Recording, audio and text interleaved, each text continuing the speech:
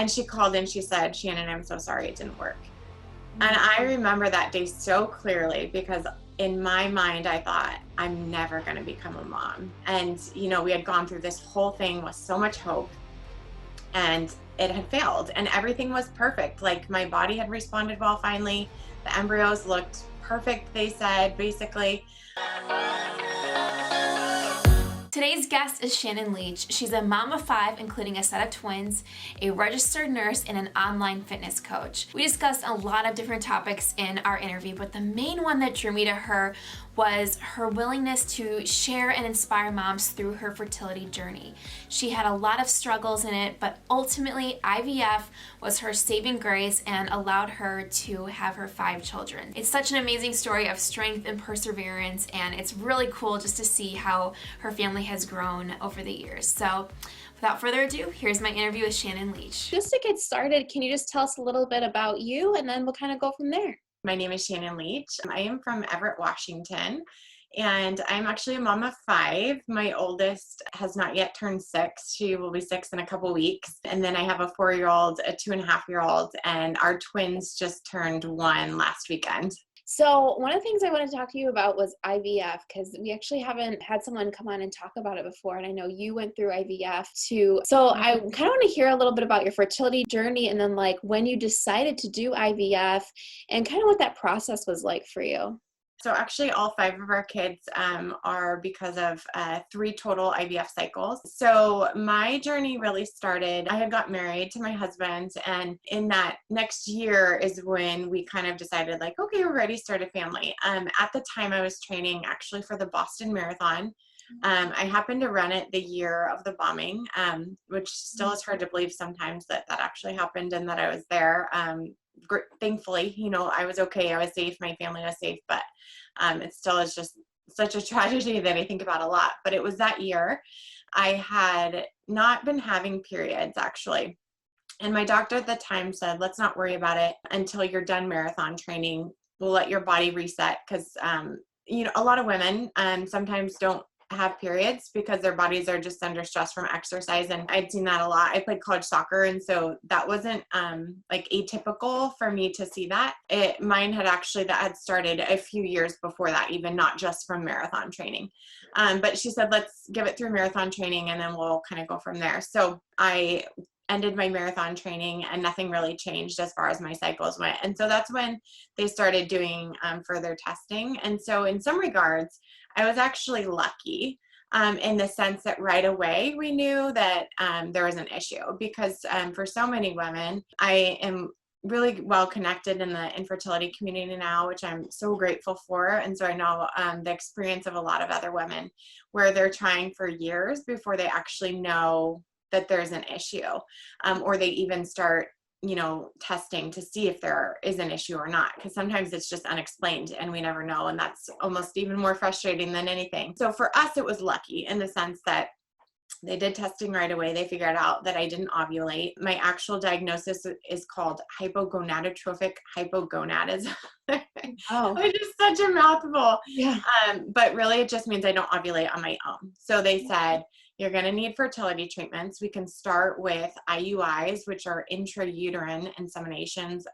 Most people know it as artificial insemination. That's kind of the old term for it. So I was referred to Seattle Reproductive Medicine. A lot of insurance companies don't cover infertility treatments. Mine did not. My husband's did not, even though I'm a nurse practitioner, worked in healthcare. That what was allotted was $500 for a consultation visit. So that was like wiped clean in the first visit because, as all of us know, healthcare and specialists are very expensive. So I saw her and we did 2 IUIs, both failed. And at that point she said, I really think IVF is going to be your only option to get pregnant. And so we started the process of that in the fall of, that would have been 2012. or 13, I'm sorry. So started the process because there's a lot of testing, there's blood work. They want to make sure that you don't have any underlying issues causing the infertility diagnosis, like thyroid issues or something that's an easy fix that then you could get pregnant on your own. So did all the testing, made sure they make sure that like your tubes aren't blocked so that you can actually have success that way. They test your partner or husband to make sure sperm quality and count are all going to find so that, or be okay, so that everything lines up when you actually go through the cycle.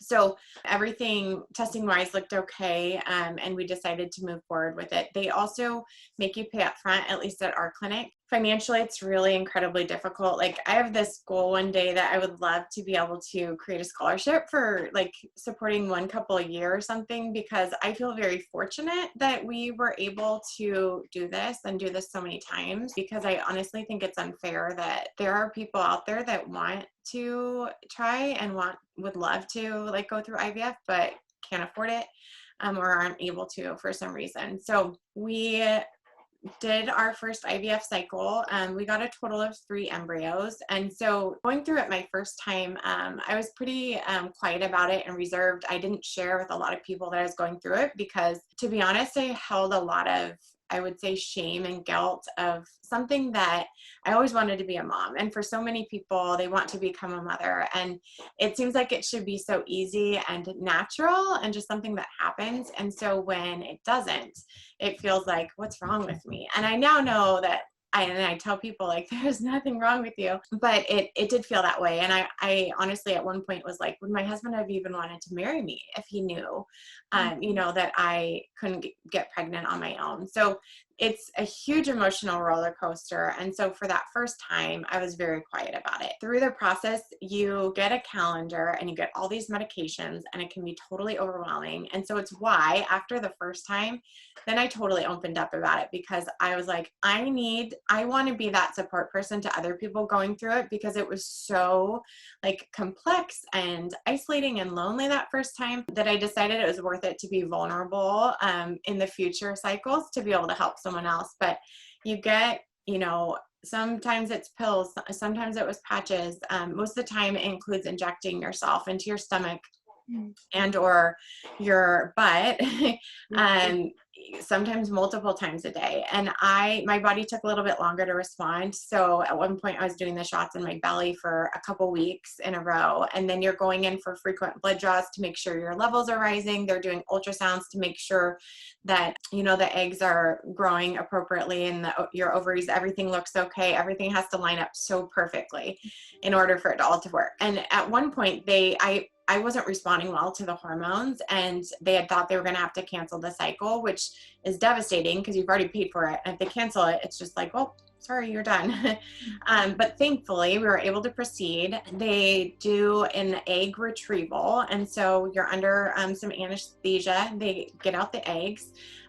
They fertilize them with sperm, whether that's donor sperm, your husband's sperm, partner sperm, whoever. And then the next day you'll get a report of how many actually fertilized. And then the goal is typically that they become what's called a blastocyst and a day 5 blastocyst, meaning that it'll have the best chance to implant and become a successful pregnancy. So we ended up with 3 blastocysts.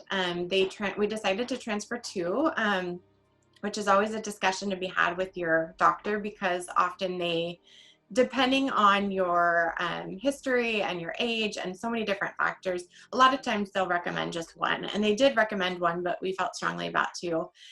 So we did transfer 2 fresh embryos that first time. And then there's this 9 to 14 day waiting period, depends on your clinic, where you just wait to see if it worked. And it's called the 2-week wait. And it's honestly like the longest time of your entire life. You want to find anybody else that's gone through it, because it's like, it feels like an eternity. And so I busied myself, and I would like watch all the shows and just have like events planned, which now obviously couldn't happen during quarantine. And then some people choose to do an at-home pregnancy test maybe like 5 days later or 7 days later, but it's important to not do it too early because the shot that you get sometimes to release the eggs actually has HCG in it. So it's so complicated. So the first time I actually did not do an at-home test. And so the day that the doctor was supposed to call, I was just waiting and waiting and waiting. It was the day off work. And she called and she said, "Shannon, I'm so sorry it didn't work." And I remember that day so clearly because in my mind, I thought, I'm never going to become a mom. And, we had gone through this whole thing with so much hope and it had failed and everything was perfect. Like my body had responded well finally. The embryos looked perfect, they said, basically, and it still didn't work. And so that was a really hard time, but thankfully, I am a mom of 5, so it ended up working out well. You have to wait a certain amount of time for your body to kind of reset. We then transferred our frozen embryo, which is now my daughter, who will be 6 in December. Then a couple years later, we went through the same process. And so we've gone through 3 total IVF cycles. The second round, we also got 3 embryos. We transferred 2 the first time, and that 1 stuck. That's my older son, Jameson. And then we had a frozen embryo left of that batch, and that is Madden, our 2.5-year-old. He was a frozen embryo transfer. And then we had always said we wanted 3 or 4 kids. I was more leaning towards 4. My husband was more towards 3, mostly because I am from a family with 4 kids and he's from a family of 3 kids. So we decided to go for a 4th, which meant we had to do the 3rd IVF cycle. And we actually only ended up with 2 embryos. We transferred both and we have twins. Wow, how cool. It's like such a cool journey story to kind of show how kind of you made your family of 7 now. It's in those kind of hard times, especially when it didn't stick, how did you keep yourself positive and just kind of focusing on the goal at hand and what you really wanted? Because I'm sure some of those days, weren't easy. And that's why I try to be support system to people going through it, because there are times you lose embryos or you get no eggs, or even people get pregnant and then they lose the pregnancy and the baby, which is just absolutely horrible. There's so many losses through this and difficult times. It just was so important that I held on to the hope, and I would take success stories and just think, if it can happen for them, it can happen for me. And that's what I hope to share with other people, is to share it in a way that helps them be hopeful. And so many people have so kindly said, thank you so much for sharing your story. It's helped me, gave me that hope when things seem really hard and really dark. But one thing that really helped me through every different cycle, I would wear a piece of jewelry that had some sort of saying or phrase that really helped. And so the first time was, "There is always hope." And I wore it and I looked at it every single day, and it was kind of my mantra. And then the second cycle was a necklace that said "faith" in the first written language in Ireland, because I'm Irish.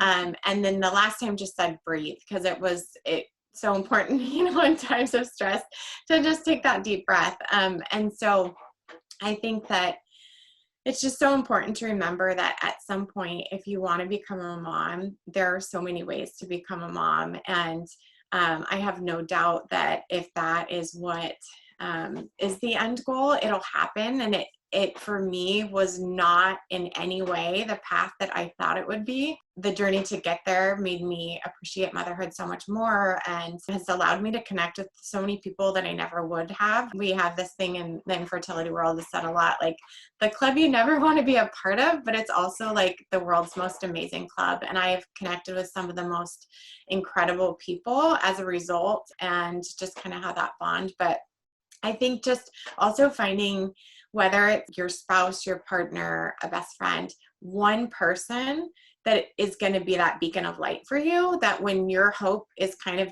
dwindling, because of course there was times where I thought it's never going to work. I'm never going to become a mom. And my husband was my rock then. And he was the one who, didn't falter, or my mom and my sister. And so I think having somebody that is going to have unwavering belief and unwavering hope that it's going to work out, so that they can pour that into you too.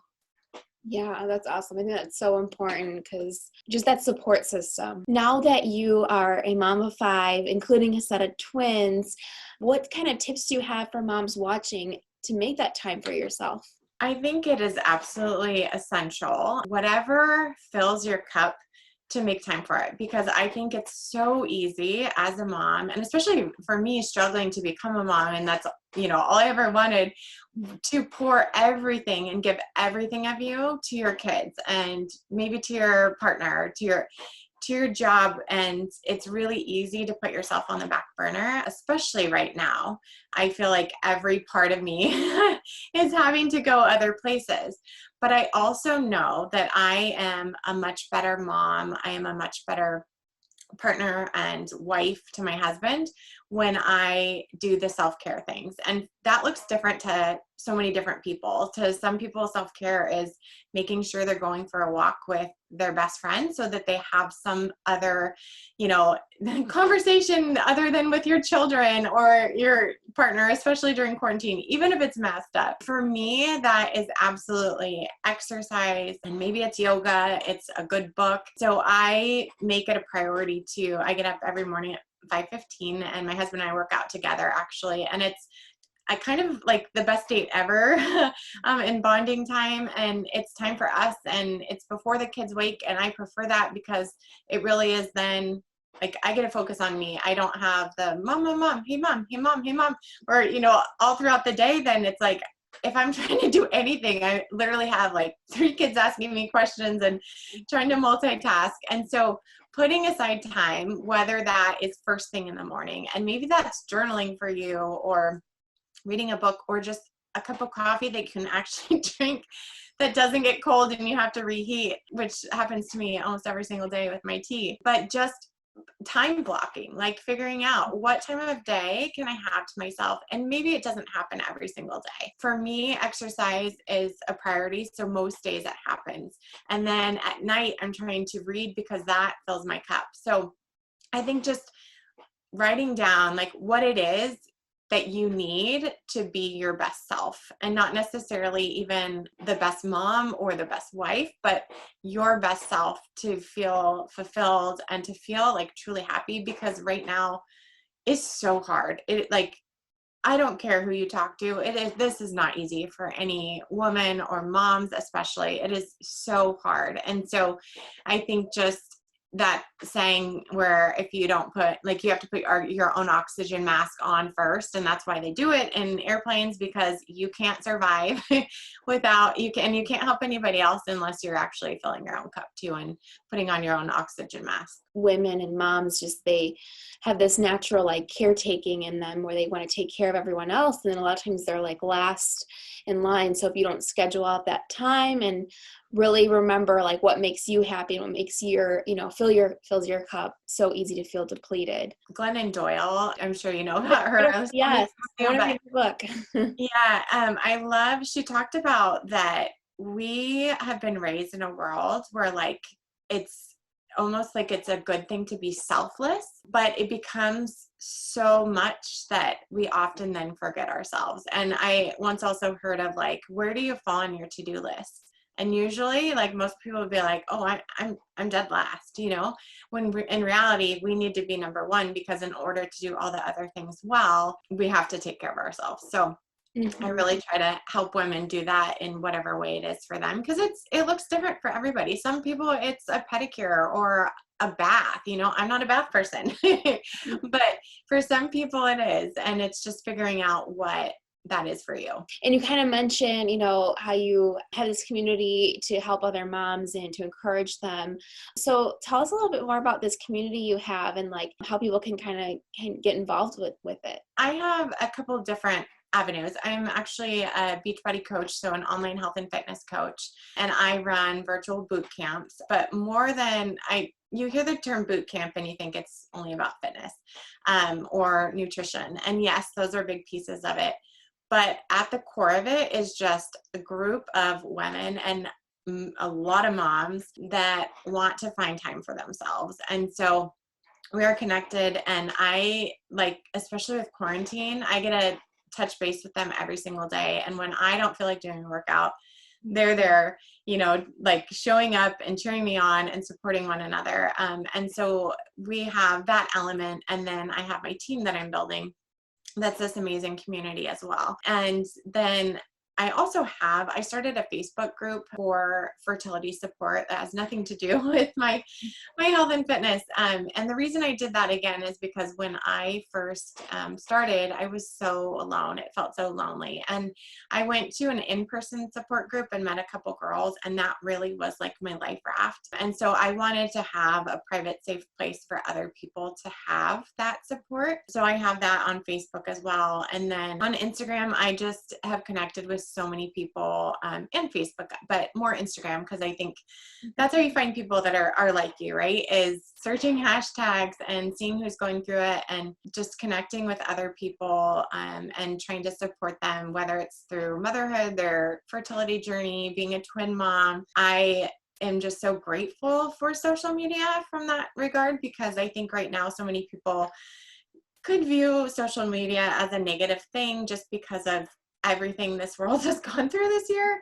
Right. But to me, it's the most positive outlet and has connected me to the most amazing people like you. I would never have been able to meet otherwise. And so I just love connecting there. And so for anybody that wants to reach out or has questions or is struggling with infertility, or I struggle with anxiety and all these things, and I'm a totally open book. So that's the best place to reach me, is probably email, message, whatever. Yeah. Awesome. Yeah. I always say, like, with social media, it's like there's a happy medium. Like, I think, obviously there's, with all the craziness right now and then all the political stuff, it was getting like hard on there with COVID too. There's always, it seems like, disagreements and stuff, but there's so much beauty in Facebook and Instagram too, because of the connection. And I had a psychologist on the show once, and she talked about the transition into motherhood. And one of the best ways for moms is joining Facebook groups and to be a part of online communities. And it's like, we didn't have this, 10 years ago. So, it's so cool that, right? When did Facebook come out? Maybe 2008 came out. I don't know when Facebook groups came out. So it's just such a powerful thing. So that's so cool that you offer a couple of different avenues for women to connect and empower each other. Oh, thank you. It's more than anything, like, I hope that I help other people, but just by me being in the group, I get so much out of it. And especially right now where we can't go out, we can't do things like that, social connection is, critical. Yeah, it's so important. So I kind of want to switch gears a little bit too, because I know there's a couple other topics we wanted to talk about. So one is tandem breastfeeding, because, we're a breastfeeding company, so we get tons of questions about this as well. So that'd be really cool just to hear about your experience, any tips you have for moms watching, and any advice. When I found out I was pregnant with twins and then moving towards the end of my pregnancy, I tried to reach out and find out, like, is there anybody that like tandem breastfeeds? And I heard some success stories, but then I also heard a lot that was like, oh, I couldn't produce enough, or, it was too hard to do both. So I was kind of skeptical and like worried that I wouldn't be able to do it. But the nurses at our hospital were so amazing, and we're just like, okay, here we go. And the Twinsy pillow is absolutely hands down like the number one thing that I would recommend, that I still use to this day. I used earlier this morning with my twins. It's this big giant pillow that, like, there's a part that goes up your back, and then it basically wraps around your body and you can click it in. And so the way that I sit with them is I do, their heads are here, and so they're both laying here on the pillow, and then they nurse both at the same time. I did see like a lactation consultant within the first couple of days, which I would recommend if you have access to that too, because she just helped ensure that they were getting enough milk right away, which put me at ease. I've been very, very blessed with a good milk supply, in that we just hit their first birthday and they were exclusively breastfed. And I've been able to actually donate probably 1,000 ounces already so far to other moms. And I'm holding on to some for just because who knows, and I'm actually planning on continuing to breastfeed them, especially through the flu season. And I'm going to kind of let them drive the ship because I shared recently in a post, but I always had to stop breastfeeding my other kids early. The reason being is because I was starting a new IVF cycle. And so you had to have like all the breastfeeding hormones out of your body because they wanted to so tightly control all the hormones. So with my daughter, I went 9 months, but had enough frozen to get her, I think, to 11 months. My son, then I had to be done just a month early. So I breastfed him for 10 months, got him through a year with the frozen milk. And then with our third, I was able to make it to a year and then stop cold turkey, which I probably wouldn't recommend that. That was pretty painful. But what I want to say to twin moms about tandem breastfeeding is just know it is 100% possible. And it's actually like the most amazing, it's very empowering and beautiful thing because like they're holding hands a lot of the times. And now it's a little bit annoying because like my son especially, he'll reach over and like grab my daughter's nipple from her and then it's like squirting all over her face. And sorry if this is like TMI for the show, you can cut it out.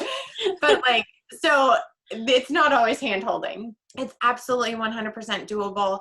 It's actually so much more efficient and effective. Like to be able to do both at once is awesome. You know, don't doubt yourself. And I know that not every woman is able to breastfeed. And I 100% like want to bring attention to that because I know there's so many that want to and can't. And I feel grateful that I'm able to, and I feel so sad for those who want to so desperately. But I also just want to say that I always say that fed and loved is best. It doesn't matter how they get the milk, if it's formula or breast milk. One of our team members here is a mom of twins, and she was talking to about when she first had them, she was like, she would like change one diaper and then change the other diaper. And then she's like, they were on all these different schedules. She's like, once I was like feeding them at the same time, then they were on the same schedule. So she's like, it weirdly made everything easier. She's like, I got an extra 2 minutes where like I wasn't, you know, going from one twin to the next. She's like, they were on the same schedule. So it made it easier.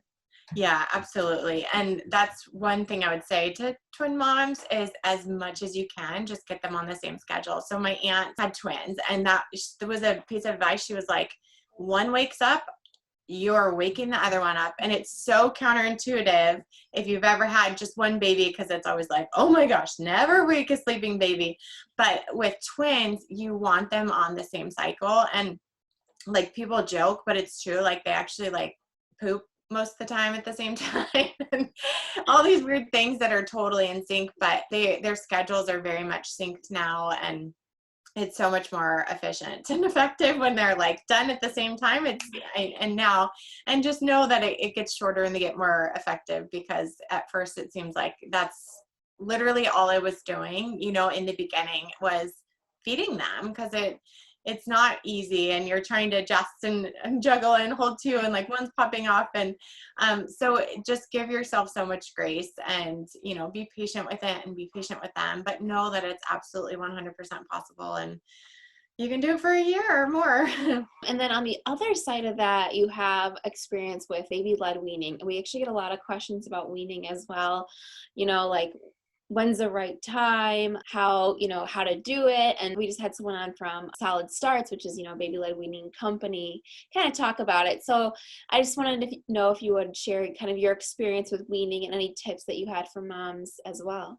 I've done it with most of our kids kind of in various stages, I would say. My daughter, not so much, where I did a lot more spoon fed. And with the twins, we started out with definitely doing some spoon-fed stuff of a little bit of oatmeal and anything that was like pureed, we did ourselves. And I don't think they've had any like canned baby food actually this year because it was just easier to make it myself. And I was home for the first time, you know, for a long time. But we then just kind of started, I had a baby-led weaning book and also met a girl on Instagram, the Ellie House, and I can share that with you. Maybe for show notes or something, but she had a lot of experience and I was able to like look through her guide. And so that kind of helped guide me, but just started out with like softer foods. So I would like do like butternut squash and sweet potatoes.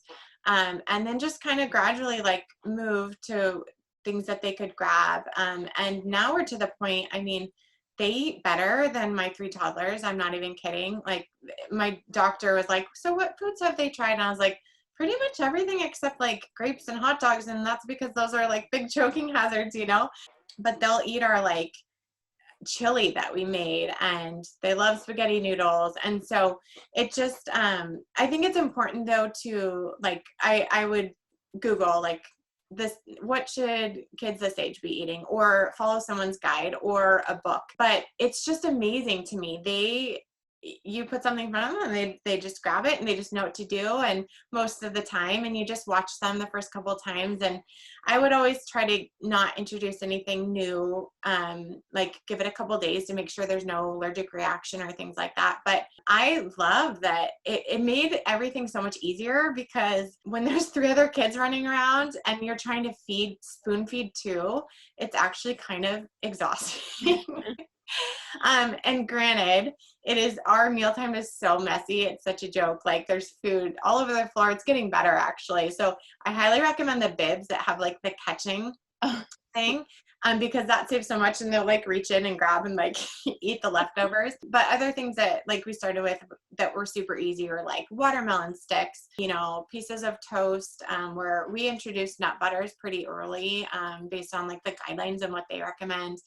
So like toast with a nut butter, or I mean, all the things you can think of really. It's just starting with soft stuff, and things that are easy for them to grab. That's the key, is that they can grab, and then moving on more like things that, you know, are like smaller, but actually help them work on like their little pincher grasp and the various things. So it's fun. It's fun to watch them explore, and it's actually so entertaining to watch them eat, and it's very cute. Yeah, that's awesome. I love that. I loved, I just kind of like learned about it this year with having Jenny from Solid Starts on here and kind of talking about, because it kind of puts the control back into your baby almost, and they can kind of figure out how to eat in certain things. So it's kind of cool. Awesome. I feel like we covered a lot of really cool topics, and so it's awesome. I really appreciate you like sharing your story with us and really letting me just kind of ask you so many different questions. So I always like to end these interviews with fun thinking questions, I like to call them. And so my one question is, if you could have a billboard made today where you could share one tip with moms everywhere, what would you have it say? That's a hard one. I think what I would have it say is, this too shall pass, mama. And the reason I say that is because my sister gave me a piece of jewelry that said that. She tends to give me everything. But what she said, and it was after I had my second, because for many that have multiple children, every time you add a new one to the mix, there's changes and it feels hard. And there's moments where you think like, am I ever going to sleep again through the night? You know, am I going to be able to survive this? And I remember we brought our twins home for the first time, and thankfully for us, it was pre-COVID. So my mom had come up with us because our kids are very young. And one of my kids thought he was like being nice to the twins. He was just, you know, barely 2 then. And he threw a book at the twins, brand new, like home. And I just started sobbing. And I was like, oh my God, like they're not even gonna survive. Like, they're siblings. But this too shall pass, because the hard moments, they will pass and you'll get through it. But I also think it's so important to remember that the really good and beautiful moments that you want to hold on to are also going to pass. And so while you're in the moment, like, just cherishing those quiet moments that you're just holding that teeny tiny baby on your chest, because pretty soon they're going to be too big to do that. Or with your older kids, when they want to crawl in your lap and read a book, because at some point they won't want to. There's a beautiful book that's like, Let Me Hold You a Little Bit Longer. And I cry every single time, because it is like, this might be the last moment of this. And so I think it's so often we hear the phrase, this too shall pass, and we think of it just as like, we will get through the hard stuff. We will get through the hard stuff. But it really is the longest, shortest time, especially in the early years. And just remembering to grab tightly to those beautiful moments, even when it's like amidst the really hard ones too. And also just embrace that those hard moments that you get through are just making you stronger and making you like a better woman and mom, and just trying to do everything you can to remember the beautiful moments, whether that's with like photographs or whatever, because I know that I miss so much already about those early days, even though I wasn't sleeping at all and I was waking every couple hours. But now that our family's complete, there are parts of me that wish I could have frozen time, you know? Definitely. I love that. I love that quote, and looking at it both angles, where it's, those hard moments, like it'll, you'll get through it, and, those fun moments, enjoy it and really be in that moment. I love that, because definitely heard that quote, but I haven't always heard it explained that way. So I love that. Awesome. Well, for everyone watching, where can they find you and follow you on social media?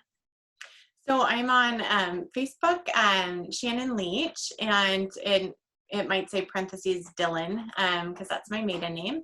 And then I am on Instagram as well. I'm at _Shannon Leach _ So if you search me, you hopefully will find me there. Lots of pictures of my kiddos and fitness. And then I also actually have a website, which is www.shannonleach.com.